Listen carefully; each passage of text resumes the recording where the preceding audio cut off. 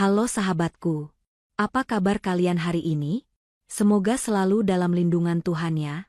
Pernahkah kalian merasa sudah berkorban segalanya untuk rumah tangga, banting tulang bekerja, mengurus rumah, tapi di mata mertua, kalian tetaplah menantu yang kurang ajar, pemalas, dan tidak berharga? Sakit sekali rasanya, bukan?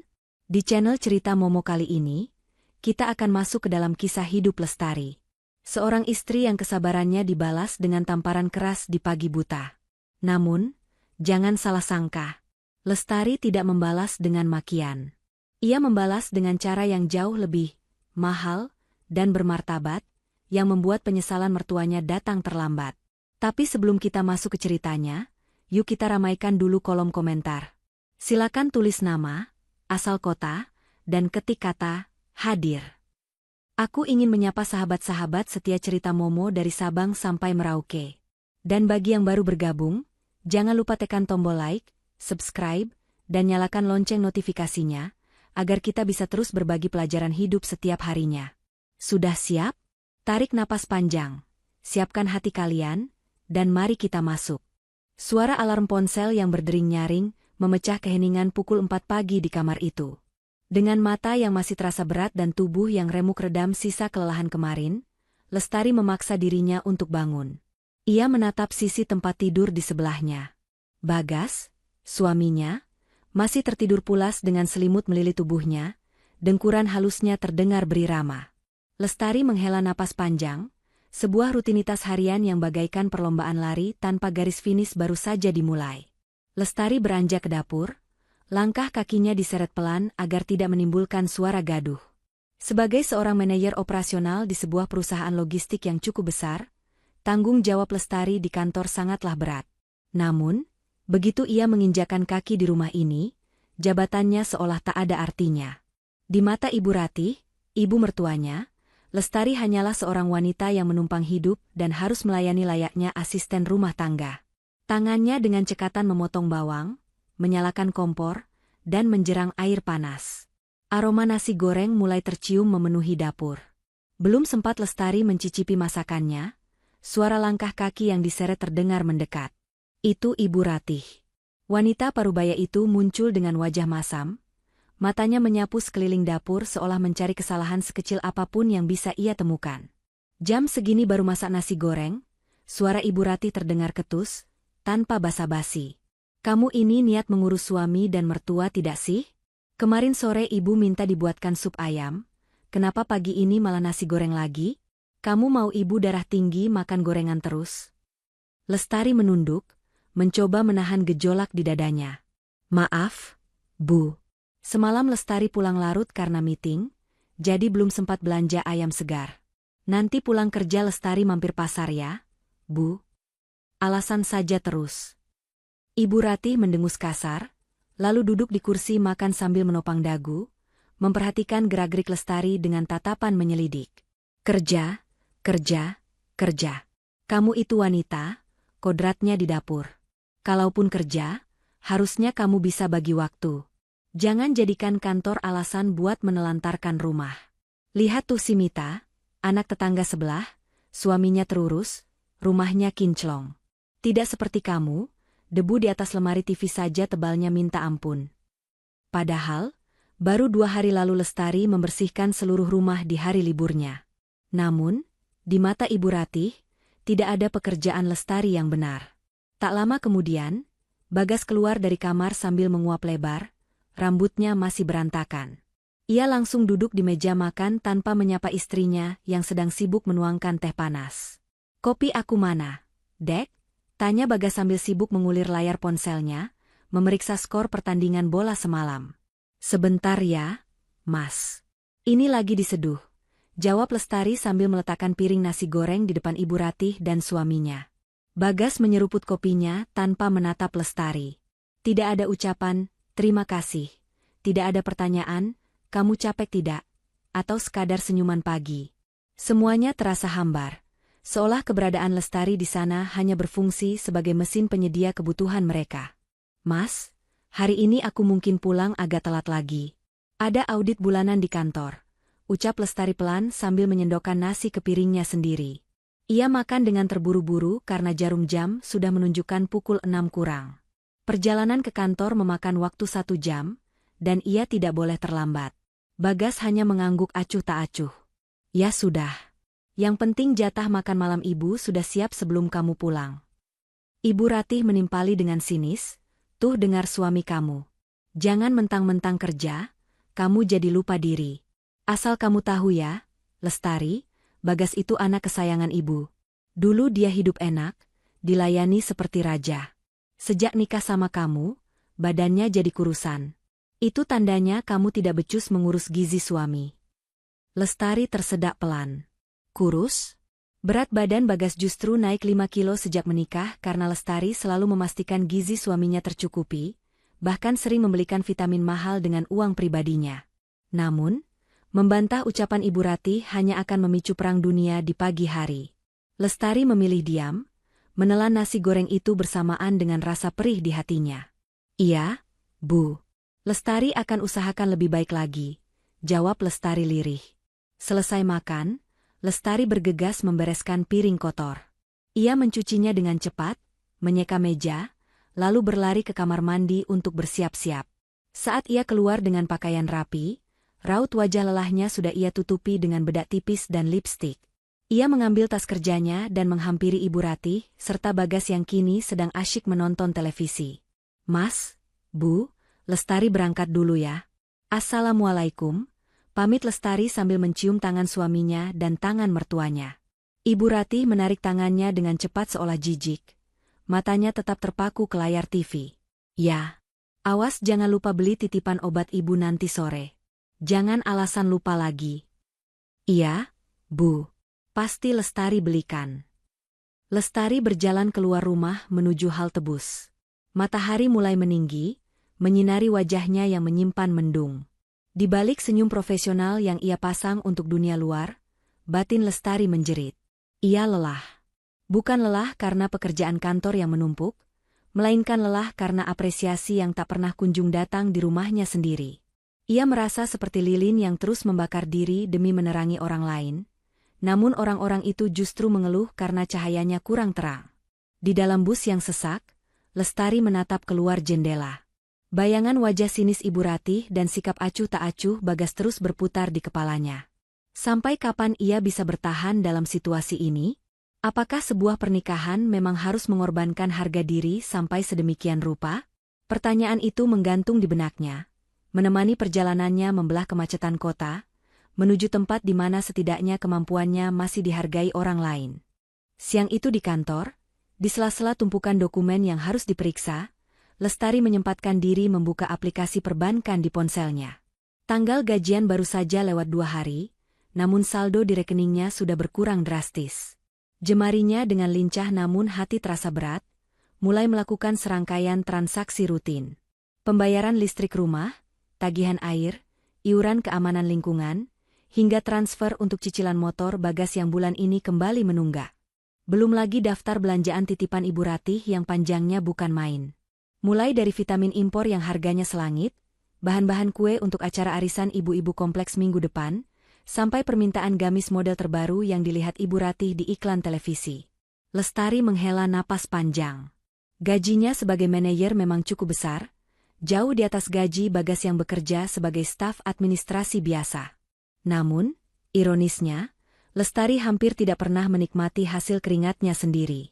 Hampir 70% penghasilannya habis untuk menutupi kebutuhan rumah tangga dan gaya hidup mertuanya yang tinggi. Selama ini, Bagas memang memberikan seluruh gajinya pada Lestari. Namun, jumlah itu hanya cukup untuk uang bensin Bagas sendiri dan makan siang suaminya itu selama sebulan. Sisanya, nol besar. Lestari lah yang menjadi tulang punggung sebenarnya di rumah itu. Namun, fakta ini tertutup rapat. Terkubur di bawah gengsi Bagas dan ketidaktahuan, atau mungkin ketidakpedulian, Ibu Ratih. Sore harinya, Lestari pulang dengan menenteng 2 kantong plastik besar berisi belanjaan titipan mertuanya. Tubuhnya terasa lengket dan lelah setelah berdesak-desakan di kereta. Saat ia membuka pintu pagar, terdengar gelak tawa dari teras rumah. Ternyata Ibu Ratih sedang berkumpul dengan beberapa tetangga, termasuk Bu RT yang terkenal suka bergosip. Wah, Jeng Rati ini memang beruntung sekali ya. Suara Bu RT terdengar nyaring. Kelihatan makin segar dan awet muda. Pasti perawatannya mahal ya. Lestari memperlambat langkahnya, ragu untuk menyela pembicaraan mereka. Ah, biasa saja kok, Bu RT, jawab Ibu Rati dengan nada bangga yang dibuat-buat. Ini semua berkat Bagas, anak lanang saya itu. Dia kan kerjanya hebat, gajinya besar, jadi dia tidak tega lihat ibunya kucel. Tiap bulan saya dikasih jatah khusus buat perawatan dan beli vitamin. Katanya, Bu, pakai saja uang Bagas, yang penting ibu sehat dan cantik. Duh, punya anak soleh itu memang rezeki ya. Hati Lestari mencelos mendengar bualan itu. Vitamin mahal yang ia beli dengan uang lemburannya, kini diklaim sebagai bukti bakti Bagas. Loh, itu menantunya baru pulang. Salah satu tetangga menunjuk ke arah Lestari yang berdiri mematung di dekat pagar. Ibu Ratih menoleh sekilas, senyum bangganya langsung luntur berganti dengan tatapan meremehkan. Iya, baru sampai dia. Biasalah, wanita karir sibuk. Pulangnya malam terus, tapi ya begitu, uangnya entah lari kemana. Mungkin habis buat beli baju atau bedak dia sendiri. Kalau urusan dapur dan rumah, tetap anak saya Bagas yang tanggung jawab penuh. Darah Lestari berdesir panas naik ke ubun-ubun. Ingin rasanya ia berteriak di depan ibu-ibu itu, mengeluarkan bukti transfer dan struk belanjaan yang ada di tasnya. Ingin ia katakan bahwa gamis yang dipakai Ibu Rati saat ini, kerudung mahalnya, bahkan kue-kue yang sedang mereka nikmati di toples itu, semuanya dibeli dengan uang Lestari. Tapi, lidahnya keluh. Ia melihat sorot mata para tetangga yang menatapnya dengan pandangan kasihan bercampur sinis, seolah ia adalah istri yang tidak tahu diri yang hanya menumpang hidup pada suami yang sukses. Lestari memaksakan senyum tipis, mengangguk sopan pada tetangga, lalu buru-buru masuk ke dalam rumah. Ia meletakkan belanjaan di meja makan dengan kasar. Dadanya sesak. Bukan karena lelah fisik, tapi karena harga dirinya yang terus-menerus diinjak tanpa ia bisa membela diri. Malam harinya, di dalam kamar, Lestari mencoba mengajak Bagas bicara. Suaminya itu sedang asyik bermain game di ponselnya sambil tiduran. Mas, panggil Lestari pelan namun tegas. Hom. Bagas menyahut tanpa mengalihkan pandangan dari layar. Tadi sore aku dengar ibu ngobrol sama tetangga. Ibu bilang semua kebutuhan rumah, vitamin ibu, sampai perawatan ibu itu pakai uang mas. Kenapa mas tidak pernah jujur sama ibu? Bagas menghentikan permainannya sejenak, lalu menghela napas panjang seolah pertanyaan Lestari adalah gangguan yang menyebalkan. Ya ampun, Dek, masalah begitu saja diperbesar. Biarkan sajalah ibu ngomong apa. Namanya juga orang tua, mau banggain anaknya. Apa salahnya sih bikin orang tua senang? Salahnya adalah ibu jadi merendahkan aku. Mas, suara Lestari meninggi 1 oktav. Ibu pikir aku ini istri boros yang cuma numpang hidup. Padahal mas tahu sendiri, gaji mas cuma cukup buat pegangan mas sehari-hari. Listrik, air, belanja bulanan, obat ibu, itu semua uang aku, mas. Uang aku. Bagas bangun dan duduk di tepi ranjang, menatap Lestari dengan wajah kesal. Kamu kok jadi hitung-hitungan begini sih sama suami dan mertua sendiri? Katanya ikhlas bantu keluarga. Kalau kamu beberkan semuanya ke ibu, nanti ibu kepikiran, malah jadi sakit. Gengsi ibu itu tinggi, Dek.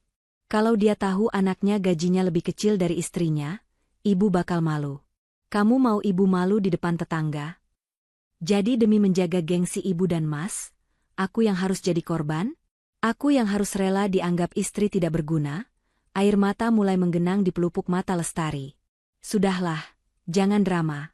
Potong Bagas ketus, lalu kembali merebahkan diri dan menarik selimut. Aku capek kerja seharian. Jangan ajak ribut malam-malam. Ikhlas itu kuncinya masuk surga. Dek, jangan diungkit-ungkit terus. Lestari terdiam. Kata, ikhlas, yang keluar dari mulut Bagas terdengar seperti senjata untuk membungkamnya. Ia menatap punggung suaminya yang memunggunginya.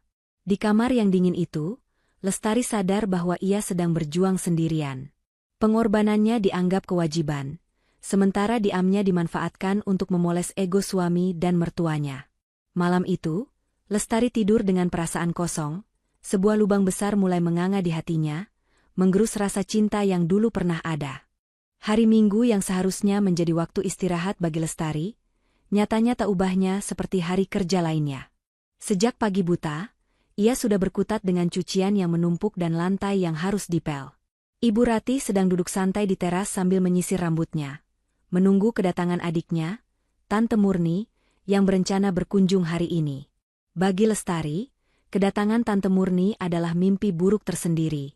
Wanita itu memiliki lidah yang setajam silet dan hobi memanas-manasi keadaan, sifat yang tak jauh beda dengan kakaknya. Sekitar pukul 10 pagi, sebuah mobil berhenti di depan pagar. Tante Murni turun dengan gaya heboh, membawa bingkisan buah tangan. Ibu Ratih menyambutnya dengan pelukan hangat. Wajahnya sumringah, kontras sekali dengan wajah masam yang ia tunjukkan pada Lestari setiap hari. Ya ampun, Mbak Ratih. Makin segar saja kulihat. Pasti hidupnya enak ya, tinggal ongkang-ongkang kaki dilayani menantu, seru Tante Murni dengan suara cemprengnya yang khas saat masuk ke ruang tamu. Lestari yang baru selesai mengepel, buru-buru mencuci tangan dan menyajikan minuman sirup dingin serta kue bolu yang ia beli kemarin. Ia meletakkan nampan di meja dengan hati-hati. Silakan diminum, Tante, Bu, ucap Lestari sopan, lalu hendak beranjak pergi ke belakang untuk melanjutkan menyetrika. Lestari, duduk dulu sini sebentar.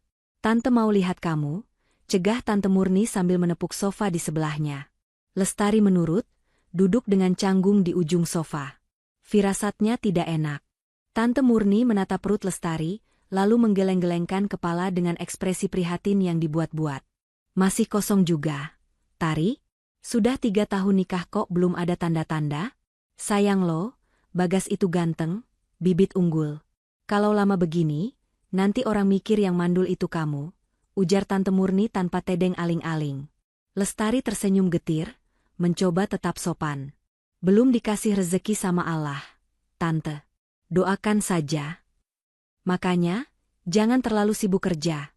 Sambar Ibu Ratih tiba-tiba, matanya melotot tajam ke arah Lestari.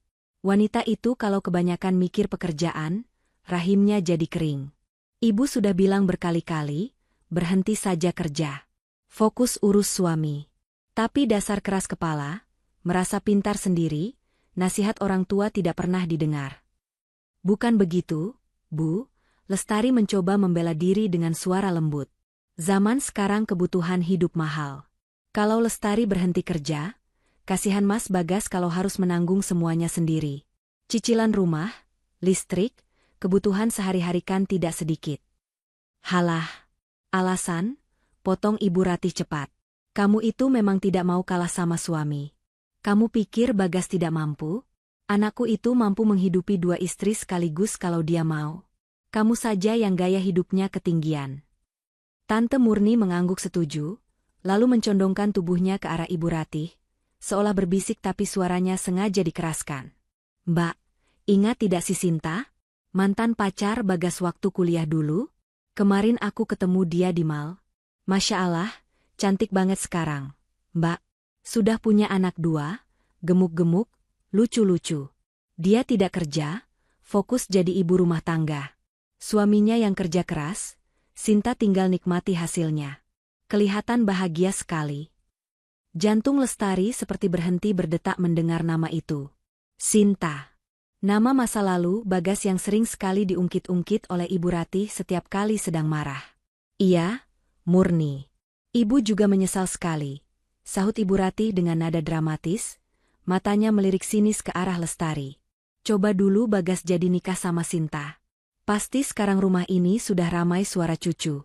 Sinta itu anaknya penurut, lembut, bicaranya sopan, dan yang paling penting, dia hormat sama orang tua. Tidak seperti yang ini, dibilangin sedikit, jawabnya panjang lebar. Air mata mulai menggenang di pelupuk mata Lestari. Ia meremas ujung bajunya kuat-kuat. Penghinaan ini sudah keterlaluan. Ia dibandingkan dengan mantan pacar suaminya tepat di depan mukanya sendiri, di rumah yang ia bayar cicilannya setiap bulan. Bagas yang sedari tadi hanya dia mendengarkan sambil memakan kue bolu, tidak menunjukkan tanda-tanda akan membelanya. Lestari menoleh ke arah suaminya, tatapannya memohon pertolongan. Mas kok diam saja? Bagas justru menghela napas kasar, terlihat terganggu karena namanya disebut. Sudahlah, Dek. Jangan dimasukin hati. Ibu kan cuma berandai-andai. Wajar orang tua pengen cucu. Kamu jangan sensitif begitu. Jawaban Bagas bagaikan garam yang ditaburkan di atas luka yang menganga. Lestari memberanikan diri menatap Ibu Ratih. Bu, Lestari memang belum bisa kasih cucu. Tapi selama ini Lestari berusaha jadi istri dan menantu yang baik. Lestari kerja keras juga demi kebutuhan ibu, demi kenyamanan ibu di rumah ini. Hai ha, bentak Ibu Ratih, memotong ucapan Lestari dengan suara menggelegar sampai membuat Tante Murni terlonjak kaget. Kamu berani hitung-hitungan sama ibu? Kamu mau bilang kalau kamu yang membiayai ibu? Dasar menantu durhaka. Baru punya gaji sedikit saja sombongnya selangit. Bagas, lihat istrimu ini. Berani dia merendahkan ibumu di depan Tante Murni. Bagas langsung berdiri, wajahnya memerah karena malu ditegur ibunya di depan tantenya. Ia menunjuk wajah Lestari. Lestari, jaga mulut kamu. Minta maaf sama ibu sekarang. Tidak pantas kamu bicara soal uang di depan orang tua. Lestari ternganga. Ia yang diserang, ia yang dibandingkan, tapi ia pula yang harus meminta maaf. Tenggorokannya tercekat, sakit sekali rasanya menahan tangis yang ingin pecah. Di ruangan itu, ia merasa sangat kecil dan sendirian. 3 orang di hadapannya, suaminya, mertuanya, dan tantenya, seolah menjadi satu kubu yang siap menghakiminya tanpa ampun. Dengan bibir bergetar, Lestari menundukkan kepala. Bukan karena ia merasa salah, tapi karena ia tahu perdebatan ini tidak akan pernah ia menangkan. Maaf, Bu. Lestari tidak bermaksud begitu. Masuk sana. Bikin sakit mata saja lihat muka kamu. Usir Ibu Ratih sambil mengibaskan tangannya. Lestari bangkit dan berjalan cepat menuju dapur. Begitu sampai di balik tembok pembatas, air matanya tumpah. Ia mendengar suara tawa Tante Murni dan Ibu Ratih yang kembali pecah, seolah-olah hati Lestari yang baru saja mereka remukan hanyalah lelucon murahan. Sayup-sayup ia mendengar suara Tante Murni berkata, "Sabar ya, Mbak. Memang susah kalau dapat menantu yang tidak tahu diuntung. Coba kalau Sinta." Lestari menutup telinganya rapat-rapat, membiarkan suara keran air di wastafel menyala deras untuk menyamarkan isak tangisnya yang pilu. Di hari Minggu itu, satu lagi retakan besar muncul di dinding kesabarannya. Suasana di rumah itu terasa semakin dingin setelah kunjungan Tante Murni beberapa hari yang lalu. Lestari menjalankan rutinitasnya seperti robot. Bangun, memasak, bekerja, pulang, membereskan rumah, lalu tidur. Tidak ada lagi usaha untuk memulai percakapan hangat di meja makan. Ia hanya berbicara seperlunya, menanggapi perintah Ibu Ratih dengan anggukan singkat atau jawaban, "Iya, Bu," yang datar. Malam itu, hujan turun cukup deras, seolah mewakili gemuruh yang ada di dada Lestari. Jam dinding menunjukkan pukul 10 malam. Ibu Ratih sudah masuk ke kamarnya, meninggalkan keheningan yang mencekam di ruang tengah. Lestari masuk ke kamar tidur, mendapati Bagas sedang bersandar di kepala ranjang, tertawa kecil melihat video lucu di ponselnya.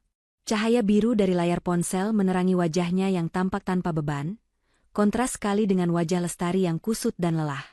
Lestari duduk di tepi ranjang, menatap punggung suaminya lama. Ia tahu ini saatnya. Ia tidak bisa terus memendam rasa sakit ini sendirian, atau ia akan meledak dan hancur. Ia butuh suaminya. Ia butuh teman hidupnya. "Mas," panggil Lestari pelan. Suaranya sedikit serak. Bagas tidak menoleh. "Hom? Bisa taruh sebentar ponselnya? Ada yang mau aku bicarakan." "Penting?"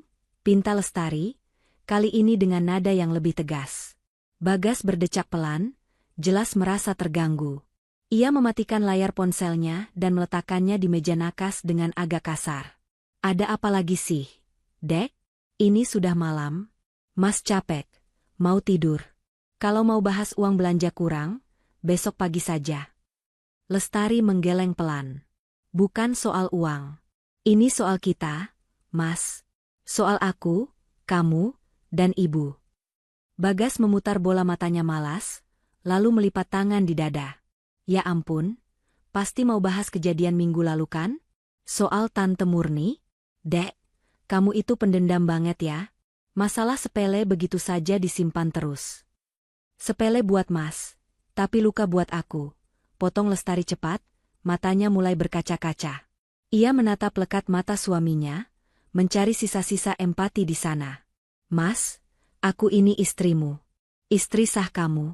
Tapi kenapa setiap kali ibu atau keluarga Mas merendahkan aku, membandingkan aku sama mantan pacar Mas, bahkan menghina aku mandul, Mas diam saja? Mas malah ikut menyalahkan aku. Ya karena kamu terlalu sensitif. Sergah Bagas dengan nada tinggi. Ibu itu orang tua, Dek. Umurnya sudah sepuh. Wajar kalau bicaranya kadang asal, kadang pedas. Namanya juga orang tua pengen cucu, pengen yang terbaik buat anaknya.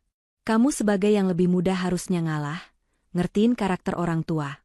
Jangan dikit-dikit dimasukkan ke hati terus ngajak ribut suami. Lestari tertegun.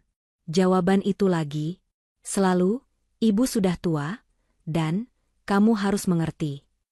Terus siapa yang mengerti aku, Mas? Tanya Lestari dengan suara bergetar. Siapa yang membela harga diriku kalau bukan suamiku sendiri? Aku capek, Mas. Aku capek banting tulang biaya rumah ini, biayai gaya hidup ibu, tapi balasannya cuma hinaan. Aku merasa sendirian di pernikahan ini. Kamu ada, tapi rasanya kamu tidak pernah hadir buat aku. Bagas mengusap wajahnya kasar, terlihat semakin frustrasi. Tuh kan, mulai lagi ungkit-ungkit uang. Kamu itu tidak ikhlas ya bantu suami? Kalau tidak ikhlas bilang, Dek, jangan jadi senjata buat mojokin Mas terus. Dengar ya, surga istri itu ada pada ridha suami, dan surga suami ada pada ibunya. Jadi wajar kalau aku utamakan perasaan ibu daripada perasaan kamu yang baperan itu. Hati Lestari mencelos mendengar kalimat itu. Dalil agama yang suci digunakan, Bagas hanya untuk membenarkan sikap pengecutnya dan menutupi ketidakadilannya. Jadi menurut Mas, berbakti sama ibu itu artinya membiarkan istri diinjak-injak? Tanya Lestari lirih, air matanya menetes satu persatu. Mas tahu tidak? Rasanya sakit sekali saat aku kerja keras di luar sana demi kita. Tapi pas pulang ke rumah, aku dianggap musuh oleh ibumu dan dianggap pengganggu oleh suamiku. Bagas menatap Lestari dengan tatapan dingin, tidak ada rasa bersalah sedikit pun. Kamu terlalu drama, Lestari. Itu masalahnya. Coba kamu introspeksi diri. Mungkin ibu galak karena kamu memang kurang melayani. Mungkin ibu bandingin sama Sinta karena Sinta memang lebih luas ambil hati orang tua. Belajarlah sedikit, jangan cuma bisa nuntut dibela. Lestari terdiam. Kata-kata Bagas barusan menamparnya lebih keras daripada tamparan fisik manapun. Di detik itu, Lestari menyadari sesuatu yang menyakitkan namun membebaskan. Bagas tidak akan pernah berubah. Pria di hadapannya ini bukanlah pelindung, melainkan sumber luka itu sendiri. Lestari menghapus air matanya dengan kasar. Tatapannya yang tadi memohon pengertian, kini perlahan berubah menjadi kosong dan dingin.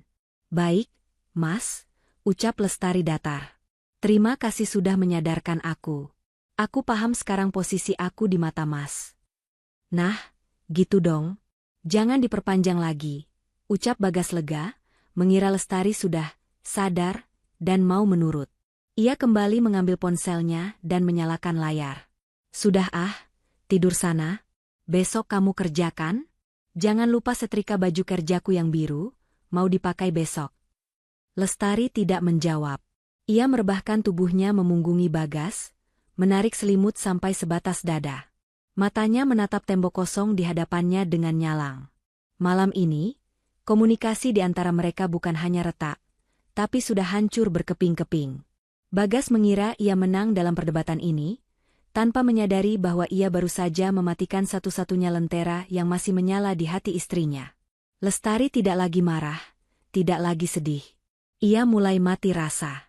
Dan bagi seorang wanita, mati rasa adalah tanda bahaya terbesar yang seringkali terlambat disadari oleh laki-laki. Malam itu, Lestari baru bisa memejamkan mata pukul 2 dini hari. Tumpukan laporan audit kantor yang harus diselesaikan memaksanya begadang, ditemani secangkir kopi dingin dan keheningan rumah yang mencekam.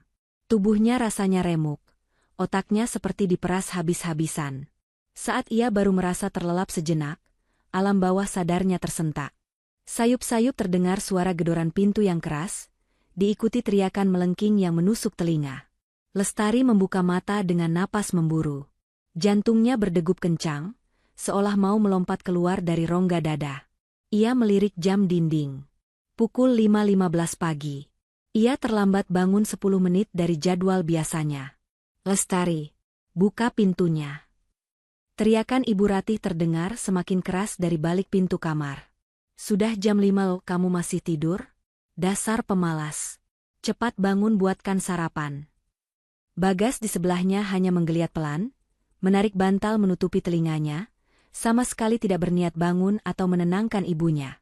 Lestari melompat turun dari kasur, kakinya gemetar karena kaget dan lelah yang belum hilang. Tanpa sempat mencuci muka atau merapikan rambut, ia membuka pintu kamar. Wajah Ibu Ratih yang merah padam langsung menyambutnya. Mata wanita tua itu melotot, penuh amarah. Ya Allah, Bu, maaf. Lestari kesiangan sedikit. Semalam Lestari lembur sampai jam 2. Lestari mencoba menjelaskan dengan suara parau. Alasan, potong Ibu Ratih kasar. Telunjuknya menuding-nuding wajah Lestari. Mau lembur kek, mau begadang kek, itu urusan kamu.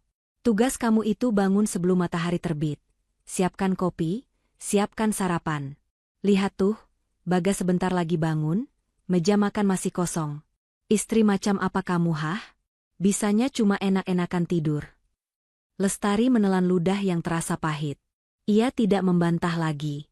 Tenaganya terlalu sedikit untuk berdebat. Dengan langkah terburu-buru, ia berlari ke dapur. Ibu Ratih mengekor di belakangnya, terus mencerocos seperti radio rusak yang volumenya diputar maksimal. Mentang-mentang kerja kantoran, kamu jadi nyepelekan tugas rumah tangga. Kalau tidak niat ngurus suami, mending Bagas saya nikahkan lagi saja sama wanita yang tahu aturan. Ocehan Ibu Ratih terus berdengung di telinga Lestari, memecah konsentrasinya. Tangan Lestari gemetar hebat saat mengambil toples kopi dan gula. Kepalanya pening, pandangannya sedikit berkunang-kunang karena kurang tidur dan tekanan darah yang mungkin sedang rendah. Ia menyalakan dispenser, mengambil air panas untuk menyeduh kopi hitam kesukaan Ibu Ratih. Cangkir keramik mahal itu diletakkan di atas meja pantry.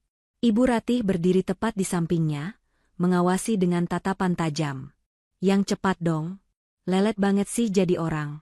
Keburu Bagas bangun nanti. Bentaknya tepat di telinga Lestari. Kaget mendengar bentakan yang tiba-tiba itu, tangan Lestari tersentak. Air panas yang sedang ia tuang meleset dari bibir cangkir. Cairan hitam panas itu tumpah, membasahi taplak meja dan menciprat sedikit ke arah tangan Ibu Ratih yang bertumpu di meja. Aduh! Pekik Ibu Ratih, meski cipratannya hanya sedikit dan tidak melukainya. Namun, reaksi selanjutnya terjadi begitu cepat. Tanpa aba-aba, tangan Ibu Ratih melayang. Plah! Sebuah tamparan keras mendarat telak di pipi kiri Lestari. Suara kulit beradu kulit itu terdengar nyaring di dapur yang sempit. Waktu seakan berhenti. Rasa panas menjalar cepat di wajah Lestari, menyengat hingga ke sudut mata, memancing air mata keluar tanpa diminta. Telinganya berdengung. Ia mematung, memegang pipinya yang mulai berdenyut nyeri. Ini bukan pertama kalinya ia dimarahi, tapi ini pertama kalinya fisik ia disakiti. Dasar menantu tidak becus. Teriak Ibu Ratih histeris, matanya menyalang penuh kebencian. Kamu mau mencelakai saya ya? Mau bikin tangan saya melepuh? Bisanya cuma menghabiskan uang anakku, tapi bikin kopi saja tidak becus. Dasar wanita pembawa sial. Keributan itu membuat Bagas akhirnya keluar dari kamar. Ia berjalan gontai menuju dapur, menggaruk kepalanya yang tidak gatal. Ada apa sih, Bu? Pagi-pagi kok sudah teriak-teriak? Tanya Bagas malas, matanya menyipit melihat kekacauan di dapur. Melihat anaknya datang, Ibu Ratih langsung memasang wajah memelas, seolah dialah korbannya. Lihat istri kamu ini, gas. Masa bikin kopi saja tumpah kemana-mana? Hampir kena tangan ibu. Ditegur malah diam saja, melotot sama orang tua. Ibu refleks nampar dia biar sadar. Lestari menoleh ke arah Bagas. Ia menunggu. Ia menunggu suaminya melihat pipinya yang merah, melihat air matanya, dan melihat ketidakadilan ini. Ia menunggu Bagas marah pada ibunya karena telah melakukan kekerasan fisik. Namun, Harapan itu pupus seketika. Bagas hanya menghela napas panjang, menatap Lestari dengan tatapan menyalahkan. Kamu tuh gimana sih, Dek? Ceroboh banget. Kalau kerja itu pakai mata, pakai hati. Kasihan ibu kalau sampai kena air panas. Minta maaf sana sama ibu. Dunia Lestari runtuh. Tidak ada pertanyaan, kamu sakit, tidak ada pembelaan. Yang ada hanya perintah untuk meminta maaf kepada pelaku yang baru saja menamparnya. Lestari menatap nanar cangkir kopi yang terguling dan noda hitam yang melebar di atas meja. Rasa sakit di pipinya perlahan berubah menjadi rasa dingin yang menusuk tulang. Sesuatu di dalam dirinya, mungkin itu kesabaran, mungkin itu cinta, atau mungkin harapan, baru saja patah. Patah dengan suara yang lebih nyaring daripada tamparan tadi. Ia mengangkat wajahnya, menatap Ibu Ratih yang masih berkacak pinggang dengan wajah puas, dan Bagas yang berdiri acuh tak acuh menanti permintaan maafnya. Pagi itu, di dapur yang berantakan, Lestari sadar bahwa ia telah sampai di garis batas. Garis di mana ia tidak bisa lagi mundur atau menoleransi. Tamparan itu bukan sekadar melukai fisik, tapi membangunkan harga dirinya yang selama ini tertidur pulas dalam selimut kesabaran palsu. Biasanya, setelah dimarahi atau dipojokkan seperti ini, Lestari akan menunduk dalam-dalam. Bahunya akan berguncang menahan isak tangis, dan bibirnya akan mengucap kata maaf berulang kali, memohon ampun atas kesalahan yang bahkan tidak ia perbuat. Itu adalah skenario yang selalu terjadi selama 3 tahun terakhir. Skenario yang membuat Ibu Ratih merasa menang, dan Bagas merasa hidupnya tenang tanpa konflik. Namun pagi ini, skenario itu tidak berjalan. Keheningan melanda dapur. Bukan keheningan yang damai, melainkan keheningan yang berat dan mencekam, seolah udara di ruangan itu tiba-tiba tersedot habis. Lestari tidak menangis. Ia tidak menunduk. Ia perlahan menurunkan tangannya dari pipi yang kini tercetak jelas bekas kemerahan 5 jari mertuanya. Ia menarik napas panjang, lalu menghembuskannya perlahan. Matanya yang biasanya hangat dan penuh keraguan, kini berubah menjadi telaga beku. Dingin. Kosong. Tanpa emosi. Ia menatap Ibu Ratih lurus tepat di manik matanya, sebuah tatapan yang belum pernah ia tunjukkan seumur hidupnya pada wanita tua itu. Ibu Ratih yang tadinya merasa di atas angin, tiba-tiba merasa risih ditatap sedemikian rupa. Ia mundur selangkah, namun egonya menolak untuk terlihat takut. Kenapa kamu melotot begitu? Masih tidak mau minta maaf? Dasar menantu durhaka. Bagas menyenggol lengan Lestari kasar. Dek, dengar tidak sih? Minta maaf sama ibu. Jangan bikin suasana pagi jadi makin runyam. Lestari mengalihkan pandangannya pada Bagas. Tatapannya sama dinginnya, membuat Bagas seketika terdiam, lidahnya seolah keluh. Tidak ada kemarahan yang meledak-ledak, tidak ada teriakan histeris. Hanya ada ketenangan yang menakutkan, seolah jiwa Lestari yang selama ini mereka kenal sudah pergi meninggalkan raganya. Cukup, Bu, ucap Lestari. Suaranya datar, rendah, namun terdengar sangat jelas di antara dengungan kulkas dan suara tetesan air keran. Cukup sampai di sini. Tanpa menunggu balasan mereka, Lestari berbalik badan. Ia melangkah keluar dari dapur, melewati Bagas begitu saja seolah suaminya itu hanyalah patung pajangan yang tidak bernyawa. Heh, mau kemana kamu? Teriak Ibu Ratih, suaranya melengking memenuhi rumah. Saya belum selesai bicara. Berani-beraninya kamu memunggungi orang tua. Biarkan saja, Bu, terdengar suara Bagas menenangkan ibunya, meski ada nada ragu di sana. Paling masuk kamar, nangis, terus ngambek seharian. Biasa, penyakit wanita kalau lagi sensitif. Nanti juga keluar sendiri kalau lapar. Lestari mendengar ucapan itu. Kalimat yang menyepelekan perasaannya itu biasanya akan membuatnya sakit hati, tapi kali ini, ia tidak merasakan apa-apa. Hatinya sudah kebas. Ia masuk ke dalam kamar tidur, lalu menutup pintu dengan pelan. Tidak dibanting. Klik. Ia memutar kunci pintu. Suara kunci yang berputar itu terdengar seperti lonceng kebebasan di telinganya. Di dalam kamar yang menjadi saksi bisu pernikahan mereka, Lestari tidak menjatuhkan diri ke kasur untuk menangis. Tidak ada air mata yang tersisa untuk ditumpahkan demi orang-orang yang tidak menghargainya. Dengan gerakan tenang dan terukur, ia berjalan menuju lemari pakaian. Ia menurunkan sebuah koper berukuran sedang dari atas lemari. Debu tipis menempel di sana, menandakan koper itu sudah lama tidak tersentuh. Lestari membuka koper itu di atas ranjang. Ia mulai memasukkan pakaian-pakaiannya. Bukan semuanya, hanya pakaian kerja, pakaian sehari-hari yang penting, dan pakaian dalam secukupnya. Gerakannya mekanis, cepat, dan efisien. Selanjutnya, ia membuka laci meja rias. Ia mengambil sebuah map plastik tebal berwarna biru. Di dalamnya tersimpan dokumen-dokumen penting miliknya. Ijazah, akta kelahiran, buku tabungan atas namanya sendiri, dan surat-surat berharga lainnya. Ia memastikan tidak ada satupun dokumen pribadinya yang tertinggal di rumah ini. Lestari lalu beralih ke kotak perhiasan kecil di sudut meja. Ia mengambil kalung dan gelang emas yang ia beli dengan uang bonus tahunannya tahun lalu. Ia sempat melirik cincin kawin yang masih melingkar di jari manisnya. Emas putih dengan permata kecil itu terasa berat, seolah membawa beban ribuan ton kekecewaan. Ia mengusap cincin itu pelan, tatapannya menerawang. Dari luar kamar, terdengar gedoran pintu. Dek! Buka pintunya. Suara Bagas terdengar tidak sabar. Ngapain sih dikunci segala? Aku mau ambil baju kerja. Kemeja biruku mana? Kamu belum setrika ya? Lestari tidak menjawab. Ia terus melanjutkan aktivitasnya mengemasi barang-barang kebersihan diri ke dalam tas kecil. Lestari, jangan kurang ajar yang mengunci suami di luar. Kali ini suara Ibu Ratih ikut terdengar.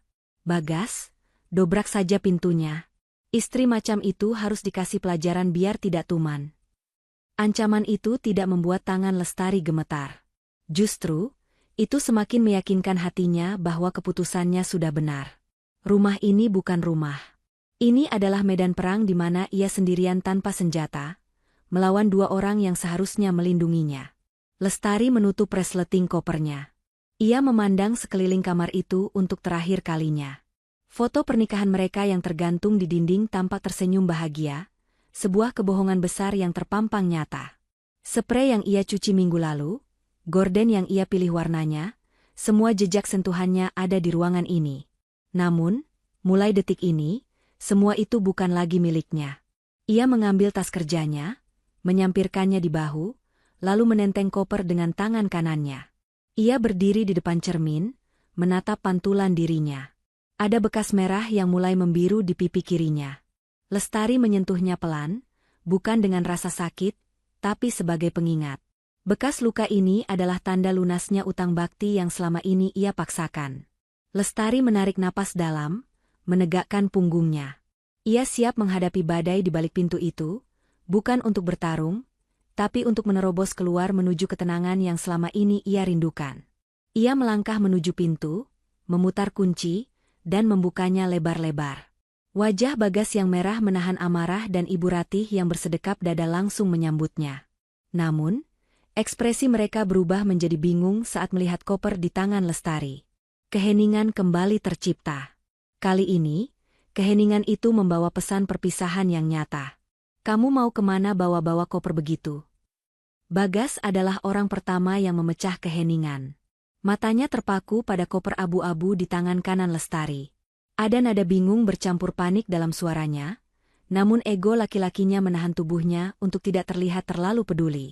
Ibu Ratih yang berdiri di sampingnya mendengus keras, sudut bibirnya terangkat membentuk senyuman sinis yang meremehkan. Ia melipat kedua tangannya di dada, postur tubuh yang menantang. Halah, paling-paling cuma gertak sambal. Mau minggat kamu? Mau pulang ke rumah orang tuamu mengadu domba biar kami terlihat jahat? Dasar perempuan manja. Ditampar sedikit saja lagaknya seperti disiksa. Lestari sama sekali tidak menanggapi cemoohan itu. Ia tidak lagi merasa perlu menjelaskan apapun kepada telinga yang tidak mau mendengar. Kakinya melangkah pasti, bukan menuju pintu keluar, melainkan berbelok sedikit ke arah meja makan di dapur yang menyatu dengan ruang tengah. Di meja itu, noda kopi hitam yang tadi ia tumpahkan masih menggenang, belum ada yang membersihkannya. Noda itu menjadi saksi bisu kejadian pagi ini. Lestari meletakkan kopernya sejenak di lantai, lalu berdiri tegak menghadap Bagas dan Ibu Ratih yang kini menatapnya dengan tanda tanya. Lestari mengangkat tangan kirinya. Ia menatap jari manisnya, Tempat sebuah cincin emas putih bertahtakan permata kecil melingkar. Cincin pernikahan mereka. Dulu, saat Bagas menyematkannya 3 tahun lalu, Lestari berjanji akan menjaganya seumur hidup. Namun hari ini, ia sadar bahwa janji itu tidak bisa dijaga sendirian. Sebuah pernikahan butuh 2 pasang tangan untuk memegangnya agar tidak retak. Dan tangan Bagas, selama ini sibuk bertepuk tangan untuk ibunya, membiarkan Lestari memegang beban itu sendirian hingga tangannya berdarah. Dengan gerakan perlahan namun mantap, Lestari menarik cincin itu dari jarinya. Ada sedikit hambatan, seolah cincin itu enggan lepas, tapi Lestari memaksanya keluar. "Lestari, apa-apaan kamu?" Suara Bagas mulai meninggi, wajahnya memucat. Ia mulai menyadari bahwa ini bukan sekadar drama pagi hari biasa. "Jangan konyol, Dek.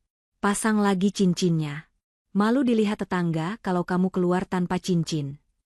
Lestari mengabaikan perintah itu. Ia meletakkan cincin tersebut di atas meja makan, tepat di samping genangan kopi yang dingin. Bunyi denting logam beradu dengan kaca meja terdengar kecil, namun nyaring menggema di keheningan ruangan itu. Lestari menatap manik mata suaminya dalam-dalam. Tatapan yang membuat Bagas merasa kerdil. "Mas, aku kembalikan cincin ini," ucap Lestari. Suaranya tenang, setenang air danau yang menghanyutkan. Tidak ada getar tangis, tidak ada amarah yang meledak. Hanya ada kehampaan yang mematikan. "Aku kembalikan kamu kepada ibumu." "Maksud kamu apa bicara begitu?" serga Ibu Ratih, meski suaranya tak lagi selantang tadi. Ada ketakutan yang mulai merambat di matanya melihat ketenangan Lestari yang tidak wajar. Lestari mengalihkan pandangannya pada Ibu Ratih, lalu kembali ke Bagas. "Selama ini aku berusaha menjadi istri yang baik, menantu yang berbakti. Aku bekerja keras, aku mengurus rumah, aku menekan egoku sampai titik terendah. Tapi pagi ini, tamparan ibu menyadarkan aku." Lestari mengambil napas pendek, lalu melanjutkan kalimat yang akan menjadi penutup kisahnya di rumah itu. "Ibumu tidak butuh menantu, Mas. Dia butuh pembantu yang bisa dimaki sesuka hati, yang bisa disuruh-suruh tanpa menuntut gaji dan harga diri. Dan kamu." Lestari menunjuk dada Bagas dengan tatapan nanar. "Kamu tidak butuh istri. Kamu butuh boneka pajangan. Boneka yang bisa diam, tersenyum, dan mencari uang untuk menutupi kekuranganmu, tanpa pernah boleh mengeluh sakit." "Jaga mulutmu, Lestari," bentak Bagas, tangannya terkepal. "Aku suamimu. Berani sekali kamu merendahkan aku." "Aku tidak merendahkanmu, Mas. Aku hanya menyebutkan kenyataan yang selama ini kamu tutupi dengan dalil agama dan ego laki-lakimu," jawab Lestari tajam. "Mulai detik ini, aku berhenti. Aku berhenti menjadi pembantu. Aku berhenti menjadi boneka. Aku ambil kembali hidupku." Tanpa menunggu balasan lagi, Lestari meraih gagang kopernya. Ia berbalik badan dan melangkah menuju pintu utama. "Lestari, berhenti." Bagas berlari kecil hendak mengejar, tangannya terulur ingin meraih lengan istrinya. Namun, Ibu Ratih dengan sigap menahan lengan Bagas. "Biarkan saja, Gas. Biarkan dia pergi. Jangan dikejar. Istri pembangkang seperti itu memang harus diberi pelajaran. Lihat saja nanti. Paling sore nanti dia pulang sambil menangis-nangis minta maaf karena tidak punya tempat tujuan. Jangan turunkan harga diri kamu demi wanita itu." Kata-kata ibunya membuat langkah Bagas terhenti. Keraguan kembali menyelimutinya. Ia menatap punggung Lestari yang semakin menjauh. Dalam hatinya, ia yakin ibunya benar.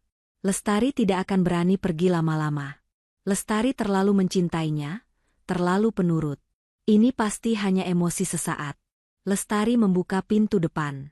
Sinar matahari pagi langsung menerpa wajahnya. Udara segar menyeruak masuk ke paru-parunya, menggantikan udara pengap di dalam rumah yang selama ini mencekiknya. Ia tidak menoleh ke belakang. Ia tahu Bagas tidak akan mengejarnya.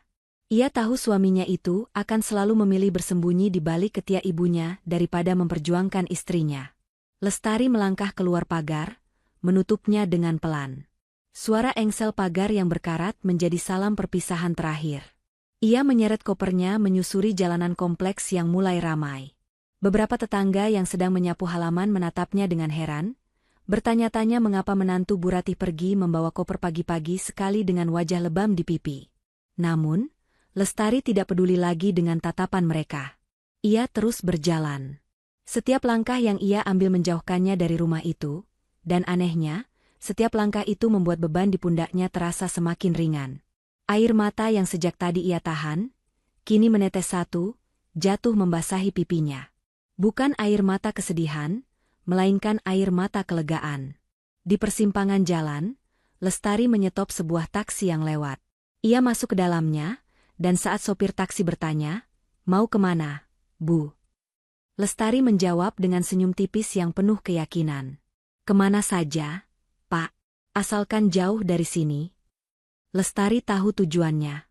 Ia akan pergi ke apartemen sementara yang sudah ia sewa seminggu lalu secara diam-diam, sebuah rencana cadangan yang ia buat saat firasat buruk mulai menghantuinya. Hari ini, rencana itu menjadi penyelamat kewarasannya. Ia telah kehilangan statusnya sebagai istri, tapi ia berhasil menyelamatkan dirinya sendiri. Sudah 7 hari berlalu sejak suara roda koper Lestari menghilang di balik pagar, namun rasanya seperti 7 tahun bagi penghuni rumah itu. Rumah yang dulunya hangat, wangi, dan tertata rapi, kini berubah menjadi seperti kapal pecah yang ditinggalkan nahodanya. Bagas melangkah masuk ke dalam rumah dengan langkah gontai. Tubuhnya lengket oleh keringat setelah berdesakan di kereta sepulang kerja. Biasanya, begitu membuka pintu, aroma masakan lezat akan menyambutnya, diikuti senyum Lestari yang menyodorkan segelas teh manis hangat. Namun hari ini, yang menyambutnya hanyalah bau apek yang menyengat dan tumpukan piring kotor yang menggunung di wastafel dapur. Sisa makanan di piring-piring itu mulai mengering dan dikerubungi semut. "Bagas, kamu sudah pulang?" Suara serak Ibu Ratih terdengar dari arah kamar. Bagas menghela napas panjang, melepaskan sepatunya sembarangan di dekat rak yang sudah penuh debu. "Iya, Bu. Bagas baru sampai." Ibu Ratih keluar dari kamar dengan berjalan tertatih. Penampilannya jauh berbeda dari minggu lalu. Rambutnya acak-acakan, daster yang dipakainya terlihat kusam, dan wajahnya pucat. Tidak ada lagi bedak tebal atau lipstik merah yang biasa menghiasi wajahnya. "Mana makan malam Ibu?" tanya Ibu Ratih langsung, tanpa bertanya kabar anaknya. "Ibu sudah kelaparan dari jam 5 sore tadi. Perut Ibu perih, mak Ibu kambuh gara-gara telat makan terus." Bagas mengangkat kantong plastik hitam yang dibawanya. "Ini, Bu." Bagas belikan nasi padang di depan kompleks. Wajah Ibu Ratih langsung masam. Ia menepis kantong plastik itu hingga hampir jatuh. "Nasi padang lagi? Kemarin sudah bubur ayam, tadi siang mie instan, sekarang santan lagi? Kamu mau membunuh Ibu pelan-pelan ya? Kamu kan tahu kolesterol Ibu tinggi, gigi Ibu juga sakit kalau makan daging yang keras. Kenapa tidak masak sup atau sayur bening seperti biasa?" Darah Bagas mendidih.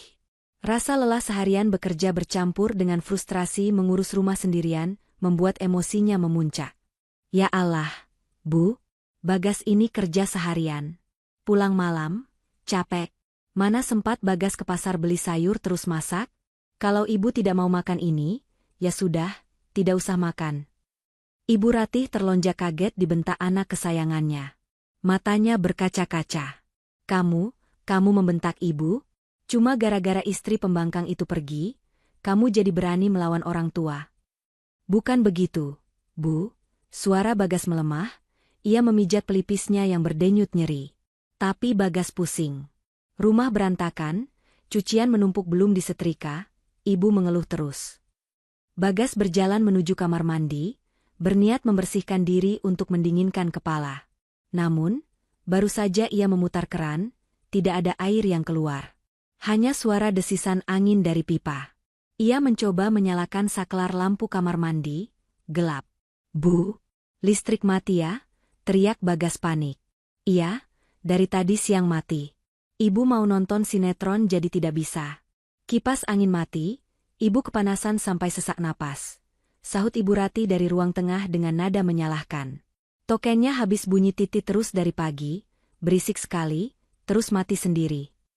Bagas mengumpat pelan. Ia merogoh saku celananya, mengambil ponsel untuk membeli token listrik via aplikasi. Namun, saat ia melihat saldo di rekeningnya, matanya terbelalak. Saldo, Rp150.000. Bagas terdiam. Gajinya bulan ini sudah menipis. Padahal baru tanggal pertengahan bulan. Selama ini, ia tidak pernah memikirkan token listrik, kuota internet rumah, iuran sampah, atau beras yang tiba-tiba habis. Ia pikir uang gajinya cukup untuk pegangannya sendiri, karena Lestari yang mengurus sisanya. Ternyata, sisanya, itu adalah segalanya. Masih lama tidak nyalanya? Ibu gerah, teriak Ibu Ratih lagi. Dengan tangan gemetar, Bagas membeli token listrik seharga Rp50.000. Hanya itu yang ia berani keluarkan sekarang. Setelah listrik menyala, masalah belum selesai. Ia masuk ke kamar untuk mencari baju ganti, namun lemari pakaiannya kosong. Semua kemeja kerjanya kotor, menumpuk di keranjang cucian di sudut kamar yang bau apek. "Bu," panggil Bagas sambil keluar kamar dengan hanya memakai handuk. Kemeja Bagas tidak ada yang bersih. "Ibu tidak nyuci?" Ibu Ratih yang sedang membuka bungkus nasi Padang dengan enggan, menatap anaknya tak percaya. "Nyuci? Kamu suruh ibu nyuci? Pinggang ibu sakit, Bagas. Itu kan tugas istri kamu. Salah sendiri dia minggat. Harusnya kamu seret dia pulang biar dia kerjakan semua ini." "Tapi Lestari sudah pergi seminggu. Bu, kalau ibu di rumah saja seharian, apa salahnya bantu masukin baju ke mesin cuci?" Bagas mulai tidak tahan. "Oh, jadi kamu menyalahkan ibu?" Ibu Ratih meletakkan sendoknya kasar. "Kamu itu kepala keluarga. Kalau istri pergi, itu salah kamu tidak bisa mendidik. Jangan bebankan orang tua." Bagas terdiam, kalah telak. Ia memungut kemeja bekas pakai kemarin yang tergantung di balik pintu. Kerahnya sudah agak kusam dan baunya tidak segar. Tapi ia tidak punya pilihan. Ia memakainya dengan perasaan dongkol. Malam itu, Bagas duduk di ruang tamu yang suram. Di sudut ruangan, tumpukan debu terlihat jelas di bawah cahaya lampu. Ia menatap layar ponselnya, membuka galeri foto. Ada foto Lestari di sana, tersenyum manis saat mereka makan malam di warung tenda sebulan lalu. Senyum yang tulus, meski matanya menyiratkan kelelahan. Bagas menyadari sesuatu yang mengerikan. Selama ini, kenyamanan hidupnya, kebersihan rumahnya, kesehatan ibunya, dan wibawanya di mata tetangga, semuanya ditopang oleh bahu kecil Lestari. Dan sekarang, tanpa tiang penyangga itu, atap rumah tangganya runtuh menimpa kepalanya sendiri. "Gas," panggil Ibu Ratih pelan.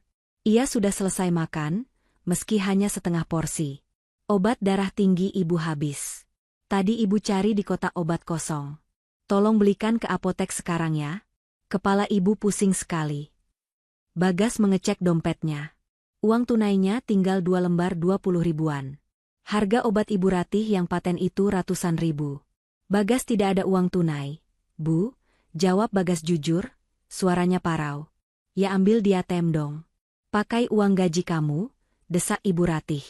"Gaji Bagas habis, Bu," seru Bagas akhirnya, tak kuasa menahan ledakan emosinya. Gaji Bagas cuma UMR. Habis buat bensin, makan siang, sama bayar utang panci ibu kemarin. Selama ini yang beli obat mahal ibu, yang bayar listrik, yang beli daging sapi, itu uang Lestari. Uang istri yang ibu bilang cuma numpang hidup itu. Ibu Ratih ternganga. Wajahnya pucat pasi, mulutnya terbuka namun tidak ada suara yang keluar. Fakta itu menghantamnya lebih keras daripada bentakan Bagas. Selama ini ia mengira anaknya yang sukses. Anaknya yang membiayai kemewahan kecil di masa tuanya. Ternyata, ia hidup dari keringat menantu yang ia hina setiap pagi. Keheningan menyelimuti ruangan itu. Bukan keheningan karena damai, tapi keheningan karena rasa malu dan kenyataan pahit yang mulai merayap naik ke permukaan.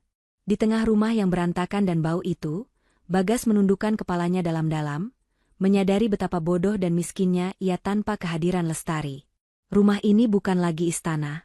Ini hanyalah bangunan kosong tanpa nyawa. Kekacauan di rumah yang semakin tak terkendali memaksa Bagas untuk menelan gengsinya bulat-bulat.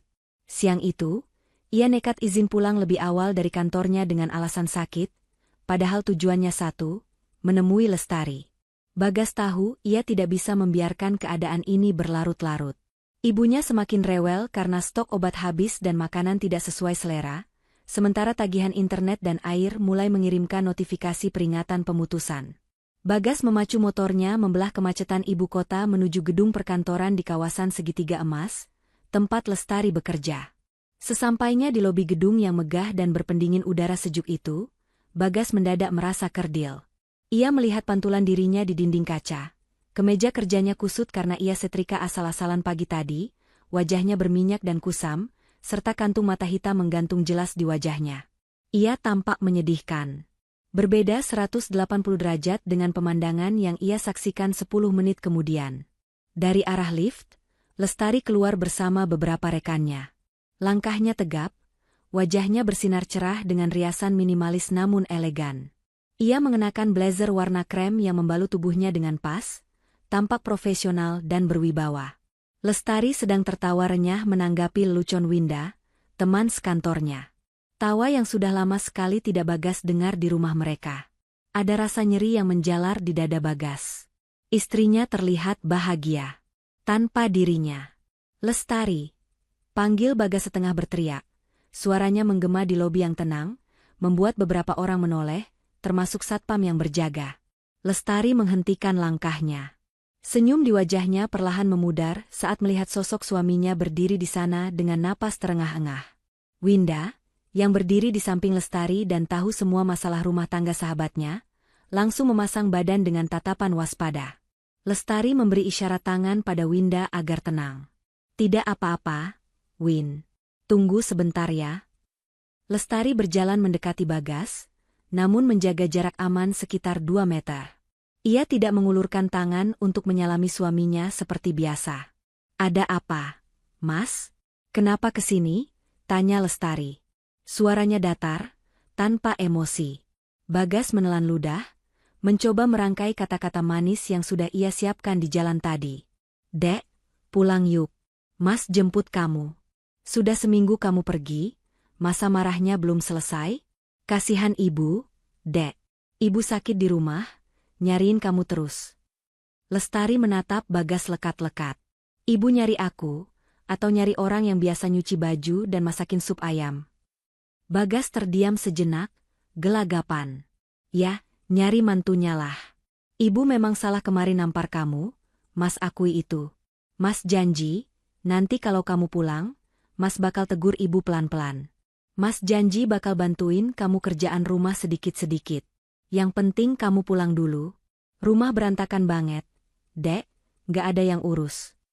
Lestari tersenyum miring, senyum yang penuh kepahitan. Mas, kamu dengar sendiri ucapanmu. Rumah berantakan gak ada yang urus.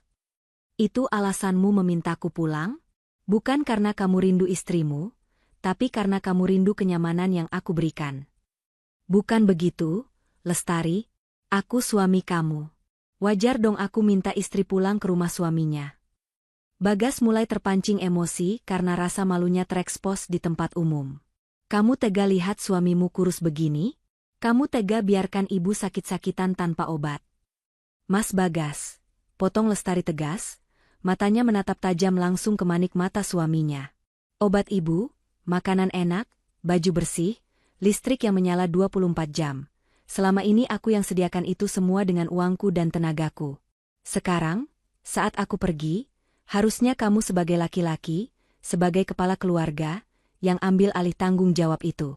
Buktikan kalau kamu mampu menghidupi ibumu seperti yang selalu kamu banggakan di depan tetangga. Bagas terhenyak. Bahunya merosot turun. Gajiku nggak cukup. Dek, kamu tahu sendiri kan? Tolonglah, jangan egois. Kita ini tim. Tim? Lestari tertawa pelan, tawa yang terdengar sangat sedih. Tim macam apa yang satu anggotanya berjuang mati-matian sampai berdarah, sementara anggota lainnya cuma dia menonton dan bahkan ikut melukai? Mas, aku sudah memaafkan tamparan ibumu. Aku juga memaafkan diamu selama 3 tahun ini. Tapi memaafkan bukan berarti aku harus kembali menyerahkan leherku untuk diinjak lagi. Lestari menarik napas panjang, menegakkan punggungnya, memancarkan aura kepercayaan diri yang baru. Pulanglah, Mas. Urus ibumu. Itu ladang pahalamu, bukan bebanku lagi. Aku sekarang sedang membangun kembali puing-puing harga diriku yang sempat hancur di rumah itu. Jangan cari aku lagi. Setelah mengucapkan kalimat itu, Lestari berbalik badan. Ia melangkah kembali menuju Winda yang menunggunya dengan tatapan bangga. Lestari, kamu berdosa menelantarkan suami. Teriak Bagas putus asa, mencoba menggunakan senjata terakhirnya, manipulasi agama. Lestari berhenti sejenak tanpa menoleh. Dan kamu berdosa karena telah menzalimi amanah Tuhan yang dititipkan padamu, Mas. Lestari melanjutkan langkahnya, suara hak sepatunya berketuk di lantai marmer, terdengar seirama dengan detak jantungnya yang semakin tenang. Ia tidak menoleh lagi.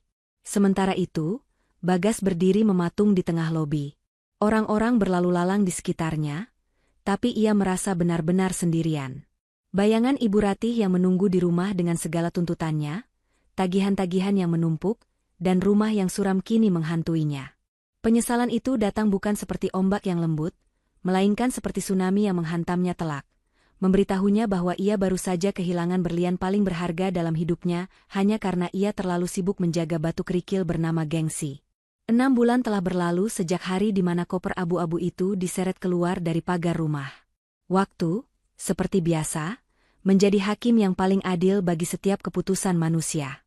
Bagi Lestari, 6 bulan ini adalah masa penyembuhan luka sekaligus pembuktian diri.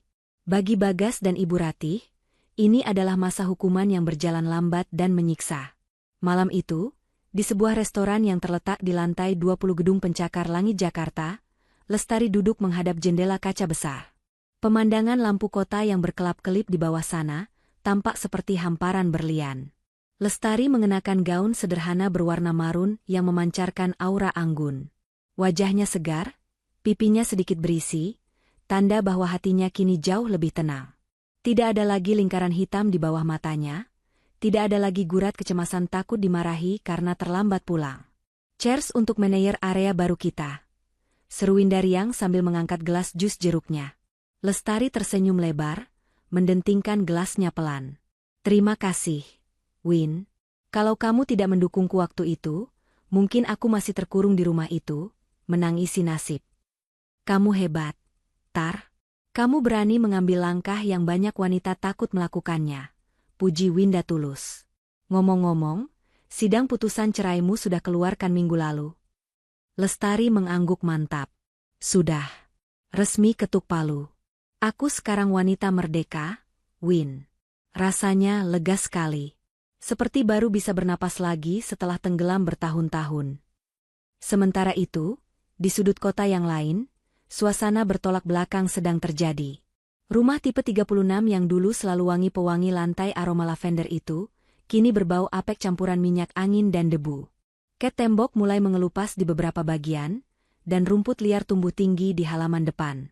Di ruang tengah yang suram karena hanya diterangi satu lampu redup, demi menghemat token listrik, Bagas duduk bersila di lantai.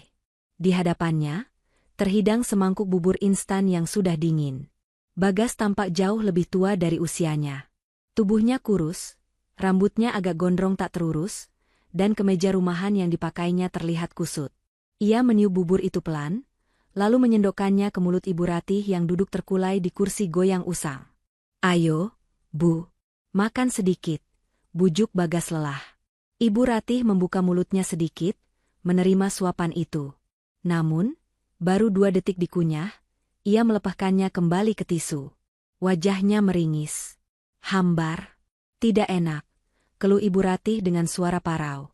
Tubuhnya kini ringkih. Kakinya bengkak karena asam urat yang kambuh dan tidak terkontrol pola makannya. Ibu mau soto ayam buatan Lestari. Kenapa kamu tidak suruh dia masak? Suruh dia pulang? Gas. Bilang sama dia, ibu mau soto. Tangan Bagas yang memegang mangkuk gemetar. Ia meletakkan mangkuk itu dengan kasar ke lantai.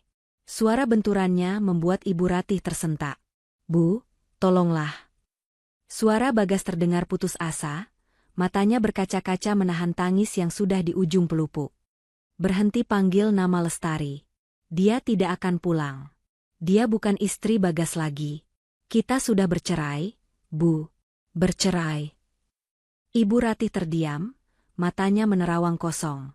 Ingatannya yang mulai rabun kadang membuatnya lupa bahwa dialah penyebab utama perpisahan itu. Masa dia tegas sama ibu? Ibu kan mertuanya. Dulu dia penurut. Dia penurut karena dia menghormati kita, Bu. Tapi kita injak-injak harga dirinya. Potong Bagas, air matanya akhirnya menetes jatuh ke lantai yang kotor. Ibu ingat tamparan ibu 6 bulan lalu?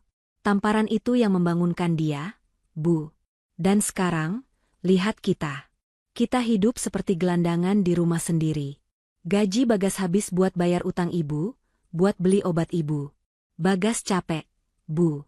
Bagas capek. Bagas menelungkupkan wajahnya ke lutut, menangis tersedu-sedu. Suara tangis penyesalan seorang laki-laki yang terlambat menyadari bahwa ia telah membuang permata demi membela egonya yang rapuh. Ibu Ratih hanya bisa memandang anaknya dengan tatapan nanar, mulutnya terkunci rapat.